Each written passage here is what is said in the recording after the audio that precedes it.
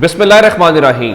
لاکھوں کروڑوں درود و سلام محمد مصطفیٰ صلی اللہ علیہ وسلم اور آل محمد پر۔ میں ہوں عمر دراز گودن۔ آج سپریم کورٹ آف پاکستان کے اندر ایک اہم کیس ہے، اور وہ اہم کیس جو ہے ظاہر ہے اس میں عمران خان ایک فریق ہے، اور وہ عمران خان کی پٹیشن کے اوپر ہی پرسو ہوا ہے۔ آپ جانتے ہیں کہ جب پی ڈی ایم کی حکومت پچھلے 16 مہینے آئی تھی تو اس 16 مہینے کے دوران انہوں نے کچھ نیب ترامیم کی تھی، ظاہر ہے وہ اپنے آپ کو ریلیف دینے والی وہ بات تھی۔ تو آج نیب ترامیم کو جو کل عدم قرار دیا گیا تھا، اس پر حکومتی اپیل کے اوپر آج چیف جسٹس قاضی فائز عیسیٰ کی سربراہی میں 5 رکنی لارجر بینچ جو ہے وہ کیس کی سماعت کرے گا۔ لیکن اصل خبر یہ نہیں ہے، اصل خبر یہ ہے کہ عمران خان نے اس کیس کے اندر عدالت سے یہ استدعا کر رکھی ہے کہ وہ اس کیس میں خود عدالت میں پیش ہونا چاہتے ہیں۔ اب کیا جسٹس قاضی فائز عیسیٰ صاحب جو ہیں یہ ہمت کر پائیں گے کہ وہ عمران خان کو بلائیں اور ان کو سنیں؟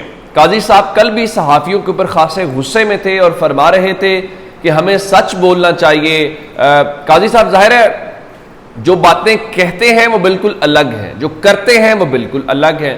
وہ چاہے تو ایک سماعت کے اوپر کسی شخصیت کا نام لے لیں اور اگلی سماعت کے اوپر کہہ دیں کہ میں نے تو اس کا نام ہی نہیں لیا، تو یہ قاضی صاحب کر سکتے ہیں۔ لیکن اب قاضی صاحب کو ذرا ہمت کرنی چاہیے، اور عمران خان چونکہ ان کو ایک خط بھی لکھ چکے ہیں، اس خط کو چلے انہوں نے جواب نہیں دیا ہوگا، ظاہر ہے کہ اس وقت وہ سمجھتے ہیں کہ وہ پاکستان کے چیف جسٹس بھی ہیں اور ظاہر ہے بہت بڑی طاقتور شخصیت ہے۔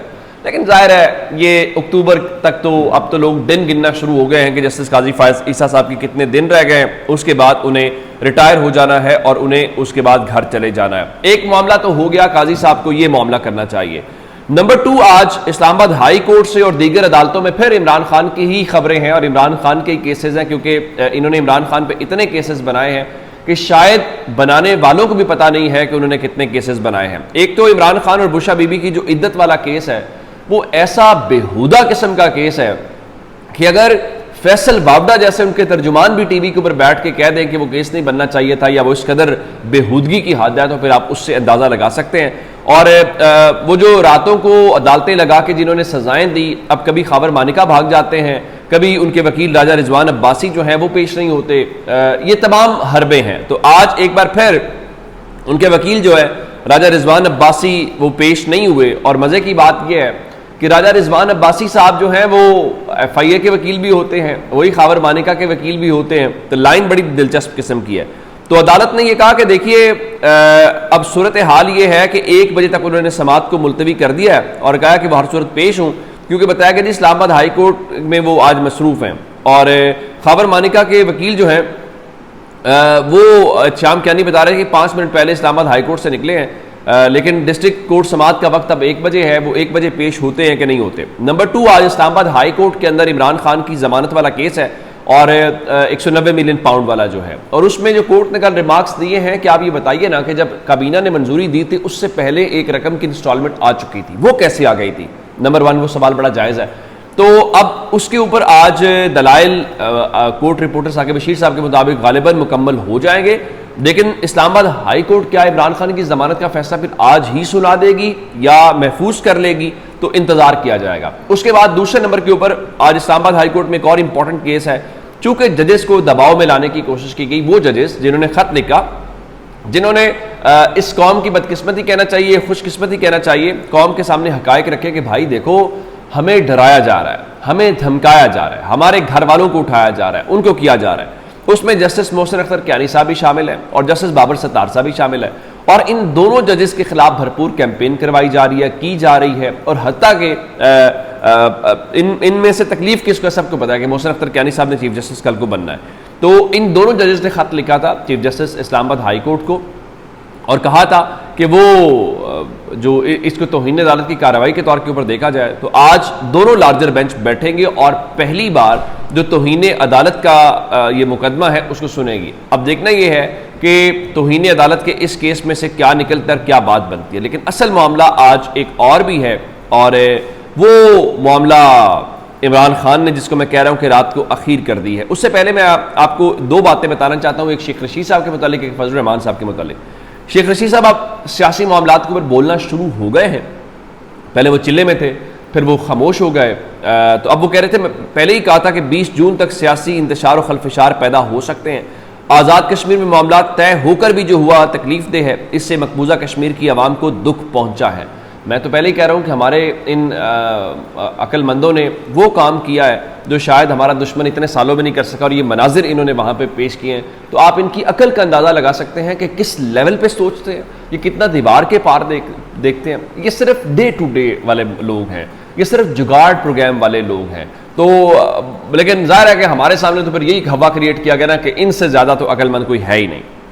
اب کل پرسوں ڈاکٹر عارف الوی کہہ رہے تھے کہ تمام ادارے ہی بند گلی میں جا رہے ہیں, اور مسلم لیگ نون کہہ رہی ہے نہیں جی نہیں, کوئی بند گلی میں نہیں گیا. عارف الوی صاحب اپنے لیڈر کو بتائیں کہ صرف وہ بند گلی میں ہے, پاکستان جا چکا ہے.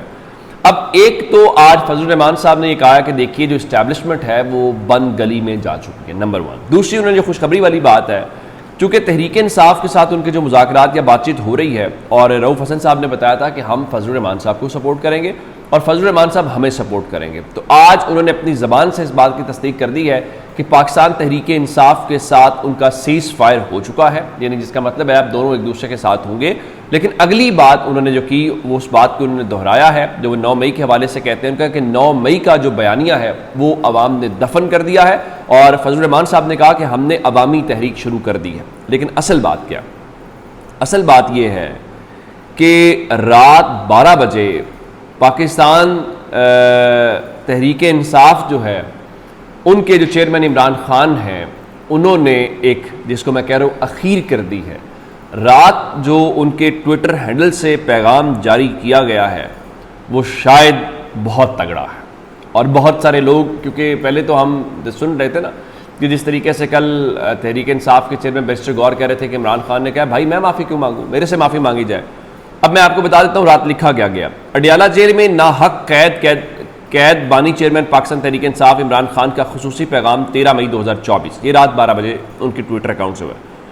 ان کا اس ملک کی بدقسمتی ہے کہ یہاں ایک خود ساختہ بادشاہ سلامت فیصلے کرتے ہیں. جب کسی ملک میں حکومت ایسے لوگوں کو ملتی ہے جن کے پاس مینڈیٹ نہیں ہوتا تو ملک فساد اور انتشار کی نظر ہو جاتا ہے. یہ جو انتشار آج کشمیر میں نظر آ رہا ہے اس کے پاکستان بھر میں پھیلنے کا خدشہ ہے. پورے ملک میں فارم 47 والی جعلی حکومتیں قائم کر دی گئی ہیں. جمہوریت کا فائدہ یہ ہے کہ حکومت عوام کی منتخب کردہ ہوتی ہے جس کے پیچھے عوام کھڑے ہوتے ہیں. عوام اپنی منتخب کردہ حکومت کو قدر کی نگاہ سے دیکھتے ہیں. اگر کوئی تنازع کھڑا ہو جائے تو بات چیت کے ذریعے اس کا حل نکل آتا ہے. مگر جس قسم کی جعلی مسلط شدہ حکومتیں گلگت بلتستان, آزاد کشمیر, پنجاب اور پاکستان میں قائم کر دی گئی ہیں ان کا عوام سے کوئی رشتہ نہیں ہے. چنانچہ ہر جانب بے چینی اور مایوسی ہے. فارم 47 زدہ حکومتوں کے خلاف بجٹ کے موقع پر ایک اور شدید رد عمل آئے گا. بدقسمتی سے ملک میں ایک مصنوعی سیٹ اپ عوام پر تھوپ دیا گیا ہے. نگران وزیر اعظم کاکڑ اور راولپنڈی کے کمشنر نے سچ بیان کر کے اس حکومت کی اصلیت کو بے نقاب کر دیا ہے. اب آگے, اس حکومت کی بالکل کوئی حیثیت نہیں ہے. SIFC جیسا غیر آئینی ادارہ اس ملک پر تھوپ دیا جاتا ہے اور کوئی نہیں بولتا. اس کا ایک ہی کام تھا کہ ملک میں پیسہ لائے گا, جبکہ پاکستان بزنس کونسل نے کھل کر بتا دیا ہے کہ پیسہ ملک میں آنے کی بجائے باہر جا رہا ہے. ایک طرف قوم کو زرعی انقلاب کی ٹرک کی پتھی کے پیچھے لگایا گیا اور دوسری طرف گندم درآمد کر کے اربوں کی دہاڑیاں لگائی گئی جس سے گندم کا کاشتکار معاشی طور پر قتل ہو گیا. اس جعلی سیٹ اپ میں حکومت ان لوگوں کو دی گئی جن کی اپنی ساری دولت ڈالر کی شکل میں باہر پڑی ہوئی ہے. لیڈر کو قربانی دینا پڑتی ہے اور نواز اور زرداری کا یہ گروہ کسی صورت قربانی نہیں دے گا, نہ ہی یہ لوگ اپنا پیسہ ملک میں واپس آئیں گے. ان کے حرام کے پیسے پر جنرل مشرف اور بعد کے ادوار میں ISI نے مجھ سمیت سب کو خود تفصیلات فراہم کی اور آج ان کو ہمارے سروں پر مسلط کر دیا گیا اور ان کی صفائیاں دیتے پھر رہے ہیں. اس جعلی نظام کو قوم پر مسلط کرنے کا مقصد صرف اس ایک آدمی کی طاقت میں اضافہ کرنا ہے جس نے اپنی ذاتی طاقت کے حصول کے لیے پورے ملک کو تباہ کر دیا. مزید لکھا کہ حمود الرحمان کمیشن رپورٹ نے واضح کر دیا تھا کہ کس طرح ایک شخص یحییٰ خان نے اپنی ذاتی طاقت بڑھانے کے لیے ملک کو ٹوٹنے دیا. حمود الرحمان کمیشن رپورٹ پورے پاکستان کے ہر شہری کو پڑھنی چاہیے تاکہ سب کو پتہ چل سکے کہ یحییٰ خان اور شیخ مجیب الرحمان میں سے غدار کون تھا. میں اس وقت جیل میں اس وجہ سے ہوں کیونکہ میرے جیل سے باہر ہونے سے بادشاہ کی طاقت کم ہوتی ہے. عمران خان نے مزید اپنے اس پیغام میں لکھا کہ 9 مئی کی صبح پاکستان کی سب سے بڑی سیاسی جماعت کے سربراہ اور پاکستان کے سب سے زیادہ اعزازات تمغے جیتنے والے شخص کو جس طرح ہائی کورٹ سے اغوا کیا گیا، اس کا مقصد عوام کو اشتعال دلانا تھا، جبکہ میں نے اس دن صبح اپنے ویڈیو پیغام میں واضح طور پہ کہا تھا کہ اگر میری گرفتاری مقصود ہے تو وارنٹس دکھائیں اور گرفتار کر لیں، میری جانب سے کوئی مزاحمت نہیں ہوگی۔ 9 مئی سے پہلے 25 مئی 2022، 3 نومبر 2022، 8 مارچ 2023، 14 مارچ 2023 اور 18 مارچ 2023 کو مجھے راستے سے ہٹانے اور میری جماعت کے خلاف طاقت کے بہیمانہ استعمال کے ذریعے ہمیں ہدف بنانے کی کوششیں کی گئی، تاہم میں اور میری جماعت مکمل طور پہ پرامن رہے اور کسی قسم کے اشتعال کا شکار ہوئے بغیر آئین و قانون کے دائرے میں اپنی جائز اور قانونی سیاسی جدوجہد آگے بڑھاتے رہے۔ D G I S P R اور چیف آرمی صاحب دھمکی آمیز سیاسی بیانات داغ رہے ہیں اور فوج کو سیاست میں ملوث کر رہے ہیں، جس سے فوج کی ساکھ متاثر ہو رہی ہے۔ جب سیاسی بیانات اور پریس کانفرنسز کی جائیں گی تو سیاسی جماعت ان کو جواب دینے کا حق رکھتی ہے۔ عمران خان نے معافی مانگنے کے حوالے سے باتیں کی ہیں، لندن پلان کی باتیں کی ہیں، انہوں نے اینڈ پہ یہ کہا ہے، چیف الیکشن کمشنر کے حوالے سے کہا کہ وہ چیف الیکشن کمشنر سے بے شرم شخص میں نے اپنی زندگی میں نہیں دیکھا۔ اچھا، پھر باقی ساری باتیں کرتے ہوئے کہا میری قوم یاد رکھے یہ ملک میرا ہے جسے چھوڑ کر باہر جانے کو میں ہرگز تیار نہیں ہوں۔ اسی طرح ڈیل کا بھی سوال ہی پیدا نہیں ہوتا، پاکستان کو ڈنڈے کے زور پر چلایا جا رہا ہے۔ ہمارا ٹوٹل ریونیو 13.9 کھرب روپے ہے، جبکہ سالانہ 9.8 کھرب روپے سود کی مد میں ادا کرنا ہوگا۔ ملک ایسے ڈنڈے کے زور پہ ہرگز نہیں چل سکتا۔ اس میں ابھی بہت اور سخت الفاظ ہیں، بہت سی اور باتیں ہیں۔ اپنا بہت سارا خیال رکھیے گا۔ خدا حافظ۔